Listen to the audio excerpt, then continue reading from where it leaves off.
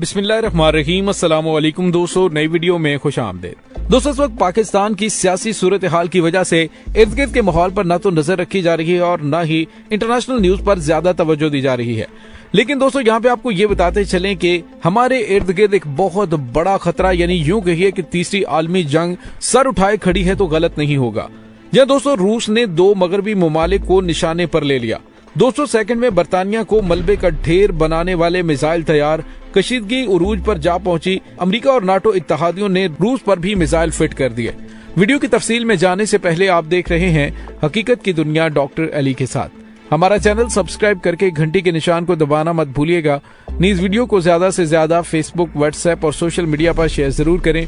Share और like करने के साथ साथ कमेंट बॉक्स में पाक फौज जिंदाबाद, पाकिस्तान पाइंदाबाद और पाकिस्तान के गुमनाम हीरोज को सलाम का नारा कमेंट जरूर कीजिएगा। दोस्तों, इस वक्त मगरबी ममालिक बिल्कुल भी बाज नहीं आ रहे। वो रूस के गिर्द घेरा तंग करने की कोशिश करते जा रहे हैं, जिसने रूस इंतहाई कदम उठाने पर मजबूर कर दिया है। दोस्तों, सूरत हाल ये है कि रूस की जानिब से नाटो इत्तेहाद को खित्ते के अंदर असर और सूख बढ़ाने पर मुतअद्दिद मरतबा वार्निंग दी गई, लेकिन मगरबी ममालिक बाज नहीं आ रहे। अब मजबूरन रूस ने एक बार फिर एटमी हथियार इस्तेमाल करने की धमकी दे दी है। इस बार भी ये कहा गया कि सुपरसोनिक मिसाइल स्ट्रेन 2 के जरिए फिनलैंड को सिर्फ 10 सेकंड में और बरतानिया को 200 सेकंड में निशाना बनाकर हम तबाह कर सकते हैं। दोस्तों, ये धमकी एक बार फिर नाटो की तोसी के मामले पर दी गई है। रूस तवील मुद्दत से इस बात का शिद्दत से मुखालफत कर रहा है कि नाटो मशरक की समत तोसी कर रहा है, जो कि रूस के लिए खतरा है। नाटो की तोसी के जरिए उनमें मशरकी यूरोप और बहरा बाल्टिक की रियासतों लिटविया और एस्टोनिया की शमूलियत को रूस अपनी सलामती और सालमियत के लिए सबसे बड़ा खतरा समझता है। वस्ती एशिया और मशरकी यूरोप में रूस की बालादस्त हैसियत को नुकसान पहुंचाने के लिए रूसी क़यादत अमेरिका और यूरोप को खबरदार करती रही है कि वो इन दोनों खित्तों में अपने असरात का दायरा कार वसी करने से बाज रहे। रूस और यूक्रेन के माबैन तनाज़े का जो बुनियादी सबब वो नाटो का मामला ही था। जब रूसी क़यादत ने यह देखा कि यूक्रेन किसी तौर पर भी अपने इरादे से बाज नहीं आ रहा, तो उसने लश्कर कशी को तरजीह दी ताकि अमेरिका और यूरोप को वाज़ेह पैगाम मिल जाए। और दोस्तों, यूक्रेन पर लश्कर कशी ने खुद रूस को भी नुकसान से दोचार किया। ताहम हकीकत यह है कि अमेरिका और यूरोप के लिए ये सूरत हाल ज्यादा खतरनाक साबित हुई, क्योंकि चीन को रूस के साथ खड़े होने और उसकी हमायत में बाज इक़दाम करने से रोका नहीं जा सका। अमेरिका और यूरोप ने रूस पर जो इक्तसादी पाबंदियां आयद की हैं, उसके नतीजे में पैदा होने वाला नुकसान उन्हें खुद भी बर्दाश्त करना पड़ा है। रूस के मजीद बिफरने का सबब फिनलैंड का मौकफ है। फिनलैंड के सदर सौली नेस्टो ने कहा है कि उनका मुल्क बहुत जल्द नाटो की रुकनीयत के लिए बाज़ाब्ता दरखास्त देने वाला है। रूस नहीं चाहता कि उसके पड़ोस में कोई भी मुल्क नाटो का रुकन हो। अगर रूस के कुर्बो जवार की रियासतों को नाटो की रुकनीयत मिल गई तो वहाँ नाटो के फौजी अड्डे बनेंगे और उनमें अमरीकी और बरतानवी फौजी भी तैनात होंगे। रूस नहीं चाहता कि नाटो के फौजी इस खित्ते में कदम जमाए। यही सबब है कि रूसी सदर व्लादिमीर पुतिन इंतहाई गैर लचकदार मौक़िफ़ अपनाए हुए हैं। उन्होंने खबरदार कर दिया कि नाटो की तोसीक किसी भी सूरत बर्दाश्त नहीं की जाएगी और अगर इसके लिए कोई और जंग भी छेड़ना पड़ी तो ऐसा करने से दरेग नहीं किया जाएगा। दोस्तों, फिनलैंड के सदर ने रूसी हम मनसब से टेलीफोन पर गुफ्तगू की है, जिसमें उन्हें बताया कि उनका मुल्क अब नाटो की रुकनीयत के बगैर नहीं रह सकता। इस गुफ्तगू के दौरान उन्होंने रूसी हम मनसब पर नाटो से मुतल्लिक अपने मुल्क का मौक़िफ़ खुलकर बयान किया। मकसद ये बताना था कि अब नाटो की तोसी रोकी नहीं जा सकती। दोस्तों, ये रूसी क़यादत को मजीद बरहम और मुश्तइल करने के लिए काफी है। रूसी दिफाई कमेटी के नायब सरबराह ने एक इंटरव्यू में खबरदार किया कि नाटो की तोसी और उसमें फिनलैंड, स्वीडन वगैरह की शमूलियत पूरे खित्ते के लिए इंतहाई खतरनाक साबित हो सकती है, क्योंकि रूस किसी भी हाल में ये तोसी बर्दाश्त नहीं करेगा। उसने कहा कि जब जान पर बन जाए तो कुछ भी किया जा सकता है।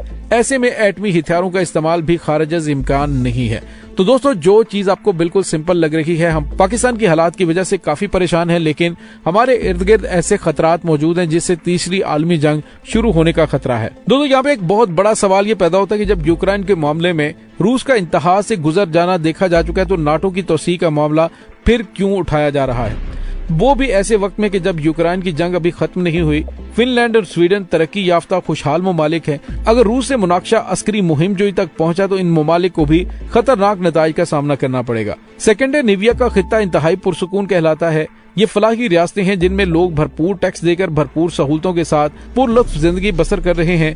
सिक्योरिटी के नाम पर ये रियासतें अपना अमनो सुकून क्यों दाव पर लगाना चाहती हैं? दोस्तों, यूक्रेन की हालत देखकर सबक इन्होंने नहीं सीखा क्या? अमेरिका और यूरोप मिलकर ऐसी सूरत हाल पैदा कर रहे हैं जिसमें ज्यादा से ज्यादा अस्करी मुहिम जोई हो, क्योंकि दोनों का मुफाद इसी बात में कि दुनिया भर में खराबियों का सिलसिला जारी रहे। ऐसी हालत में इनका असलहा फरोख्त हो सकता है और कई खिते इस कदर कमजोर रहेंगे कभी इनके खिलाफ उठने की सकत भी वो नहीं कर पाएंगे। रूस को दबोचने की कोशिश में अमेरिका और यूरोप ने ऐसी सूरत हाल पैदा कर दी है जिसमें उन्हें खुद भी शदीद मुश्किलात का सामना है। रूस पर इक्तसादी पाबंदियां आयद की गई तो खुद यूरोप के लिए भी मुश्किलात बढ़ी, क्योंकि रूस की तरफ से गैस की फराहमी बंद कर दिए जाने की सूरत में यूरोप के लिए मौसम सरमा गुजारना जानलेवा साबित हो सकता है। रूस आलमी सियासत और मईशत में कोई बड़ी और फैसला कुन हैसियत नहीं रखता, लेकिन फिर भी उसकी मईशत में मुतअद्दिद ममालिक की मईशतें गुंदी हुई हैं। रूसी मईशत के कमजोर पड़ने की सूरत में इन मईशतों को भी उलझनों का सामना हो सकता है। दोस्तों, ये एक बड़ा खेल खेला जा रहा है। बड़ी ताकतों के दरमियान ज्यादा से ज्यादा बालादस्ती की जंग छिड़ी हुई है। इस जंग में एक तरफ अमेरिका और यूरोप है और दूसरी तरफ रूस और चीन। अमेरिका और यूरोप ताकत के इस्तेमाल को बिल्कुल दुरुस्त समझते हैं। रूस का भी यही सबब है कि उसने नाटो की तोसी रोकने का माहौल पैदा करने के लिए यूक्रेन पर लश्कर कशी से दरेग नहीं किया। ये लश्कर कशी किस हद तक बराबर साबित होती है ये तो आने वाला वक्त बताएगा और तभी मालूम हो सकेगा कि हतमी तजिये में किसने क्या पाया। ताहम ये हकीकत ज़हन में रहनी चाहिए कि अमेरिका और यूरोप जो कुछ चाहते थे रूस ने वही किया, यानी यूक्रेन पर हमला कर दिया। चीन का मामला बहुत मुख्तलिफ रहा है। वो अस्करी मुनाकशों में उलझने के लिए बिल्कुल भी तैयार नहीं। इस हवाले से चीन की पॉलिसी और हिकमत अमली समझना बिल्कुल भी मुश्किल नहीं। चीनी क़यादत मुआशरत और मुआशरत के जरिए अमेरिका और यूरोप को नीचा दिखाने पर कमर बस्ता है और इस मामले में उसकी मंसूबा बंदी खासी वसी भी है और कामयाब भी।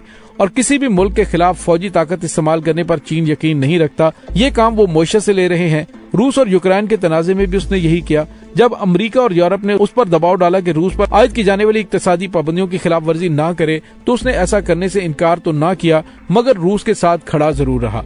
ऐसा करना इसके लिए लाजिम था कि दोनों ममालिक के दरमियान अभी फरवरी में ही वसीउल बुनियाद ताउन और इश्तराक अमल का मुआहदा हुआ है। अमेरिका और यूरोप को इस मामले के हवाले से चीन की संजीदगी का जायजा भी लेना था। चीन ने रूस को मायूस नहीं किया और उसने हर फोरम पर रूस का साथ दिया और दूसरी तरफ अमेरिका और यूरोप को भी परेशानी से दोचार किया। ये सब कुछ मुआशी महाज पर किया गया और रूस ने यूक्रेन के खिलाफ फौजी महाज खोला। चीन ने मुआशी जंग का मैदान सजा लिया। कोरोना की रोकथाम के नाम पर शंघाई जैसे इंतहाई वसी सनती, तिजारती और मालियाती मरकज को बंद करके चीन ने अमेरिका और यूरोप की मईशतों को हिलाकर रख दिया था। अगर मामलात को खुश उसलूबी से तय न किया गया तो चीनी हिकमत अमली अमेरिका और यूरोप में आम आदमी का जीना दुश्वार कर देगी। चीन ने शंघाई कार्ड खेलकर मगरिब को बता दिया कि वो भी अपनी हठधर्मी तर्क कर दे और जहां जहां दूसरों को भी रियायतें मिलनी चाहिए वहां अपनी बालादस्ती बरकरार रखने की जिद छोड़ दे। मगरिब की हठधर्मी दुनिया को तीसरी आलमी जंग की तरफ धकेल सकती है। चीन और रूस मिलकर एक ऐसा मुहाज खोल सकते हैं जिसके दामन में मगरिब के लिए सिर्फ शिकस्त होगी। दोस्तों, यहाँ पे आपको ये भी बताते चलें कि रूस ने फिनलैंड की फिलहाल बिजली बंद करने का ऐलान कर दिया है। फिनलैंड की बिजली अदायगियों में मुश्किलात के बायस मुअत्तल की जाएगी। फिनलैंड की ग्रिड कंपनी का इस हवाले से कहना है कि रूसी RAO यूटिलिटी इंटर आज से फिनलैंड को बिजली बरामद करना बंद कर देगा, जबकि रूस का कहना है कि हम आज से शुरू होने वाली बिजली की फराहमी बंद करने पर मजबूर हैं।